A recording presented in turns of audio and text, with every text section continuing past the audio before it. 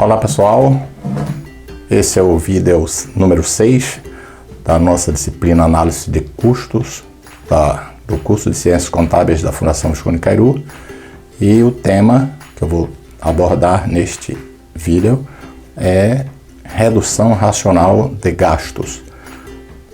De início, explicar a separação do termo gastos, ou a interpretação, melhor dizendo, do termo gastos. Quando a gente separa custos e despesas.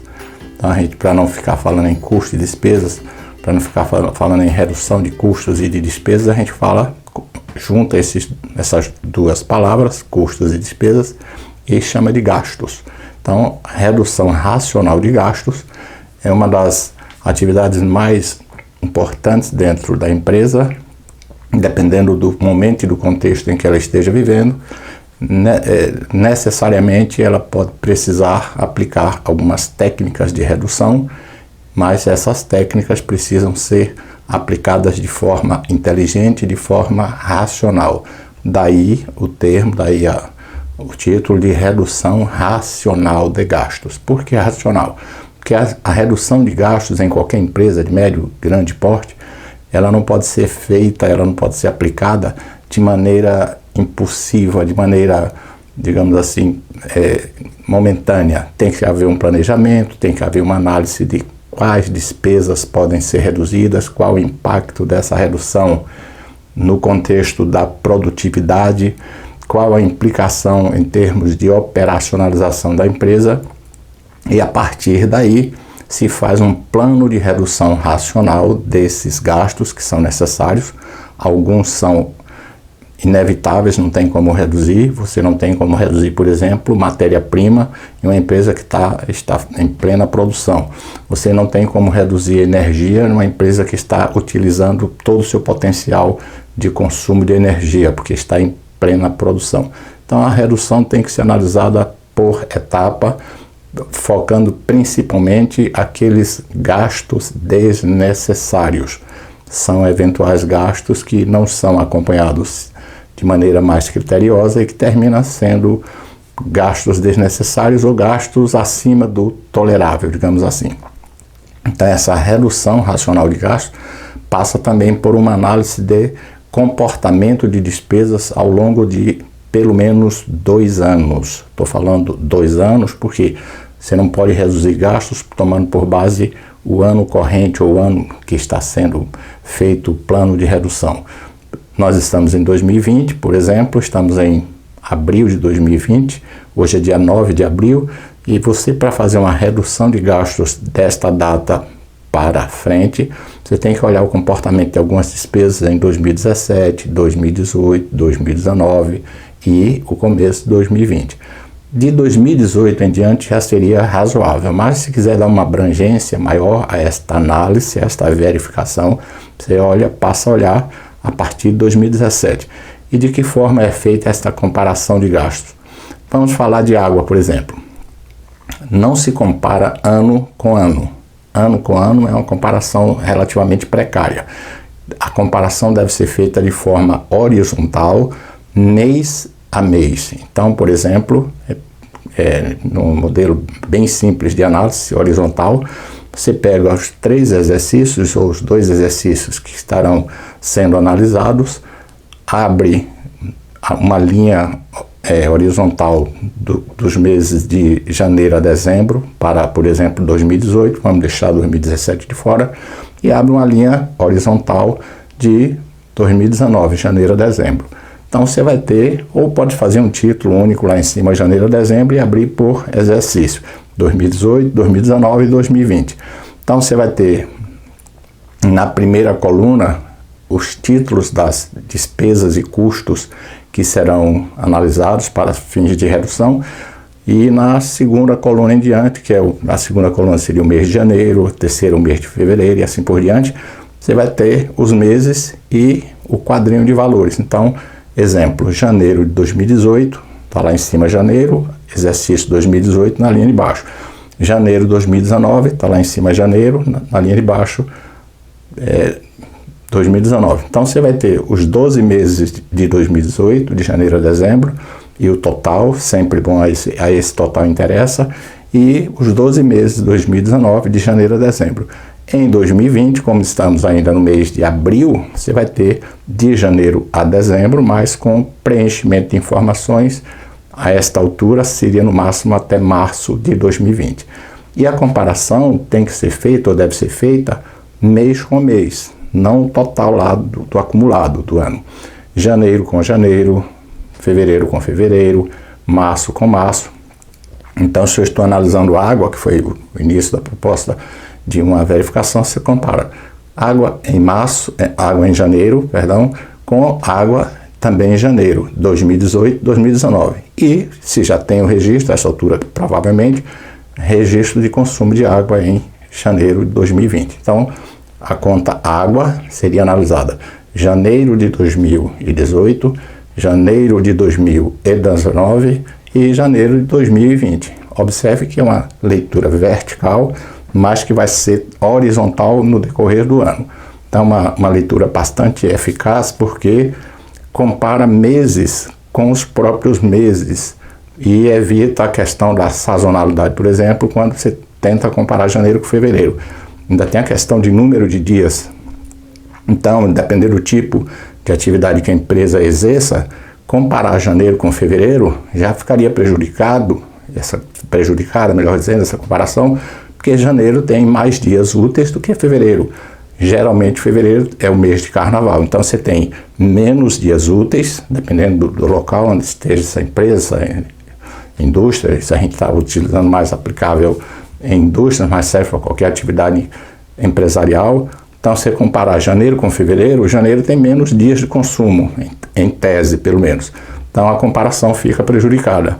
Você compara janeiro de 2018 com janeiro de 2019 e janeiro de 2019 com janeiro de 2020. Então, essa primeira comparação é vertical, olhando horizontalmente todo o período de 12 meses, ou o período que estiver disponível no último exercício, que no caso de 2020 seria janeiro, fevereiro e março.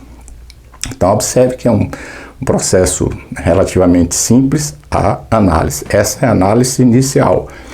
Esta análise inicial não significa dizer que neste momento serão identificadas as divergências de valores, as distorções de valores. Por quê? Porque a análise deve ser feita documentalmente. O que é que significa dizer? Não basta eu olhar o valor da conta. Por exemplo, eu estou pegando a conta de água de janeiro de 2018 e achei lá um valor simbólico, R$20 mil. Peguei a conta de água de janeiro de 2019 e achei um valor, R$25 mil. Peguei a conta de 2020 e achei um valor, R$18 mil. Essa análise tem que ser feita. O que é que houve de 2018 para 2019? O que é que houve de 2019 para 2020? Variações, 2018 para 2019, 25%, por exemplo, e 10%, ou 8% ou 15% de 2019 para 2020. Para entender essa variação, essa flutuação no consumo, é preciso olhar as contas. Conta de água de janeiro de 2018, conta de água de janeiro de 2019 e conta de água de janeiro de 2020. Por quê? Porque ali vai se ver se aumentou foi consumo, valor por metro cúbico consumido, ou se houve alguma distorção digamos assim, na medição desse consumo. Então é um processo, do ponto de vista da análise simples, é fácil, mas quando precisa de um aprofundamento, tem que ser feito uma verificação mais criteriosa, principalmente olhando a conta que está sendo analisada naquele momento. E a partir daí, ver qual é a possibilidade de reduzir alguma coisa e comparando também, vendo se essa conta de janeiro de 2019 não está, digamos, prejudicada por alguma coisa, porque ela foi maior do que a de 2018 e bem menor do que a de 2020. Isso é bom. Quando eu puder, eu vou fazer essa matriz em PowerPoint para a gente simbolizar. Acredito que eu vou ter tempo para fazer isso. Botar isso em PowerPoint, você vai ver lá a linha de 2018, janeiro a dezembro, a linha de 2019, janeiro a dezembro, e a linha de 2020, janeiro a dezembro. Aí você vai ter água, energia, telefone, matéria-prima, material secundário, todos os itens que estejam susceptíveis de análise. Você vai ter todas as contas que serão analisadas, aquelas que sejam, digamos assim, interessantes para essa análise, e ver o comportamento. E a partir desse comportamento, adotar as medidas de racionalidade, as medidas de redução racional, que não só contribuam para uma economia significativa de consumo e não prejudiquem o processo produtivo. Lembrando que, para se fazer uma análise e se obter um resultado satisfatório, é importante separar perda normal de desperdício. Todas as atividades, ou quase todas as atividades, implicam em alguma perda. Perda no processo produtivo é muito natural, é normal. Por exemplo, quando se pinta um imóvel, você perde um pouco de tinta que respinga, que cai. Isso é uma perda normal, natural. Mas quando, ao pintar um determinado imóvel, o pintor derruba um galão de tinta, isso aí já não é mais perda normal, é um desperdício, foi um descuido, então houve uma perda que não foi normal dentro do processo.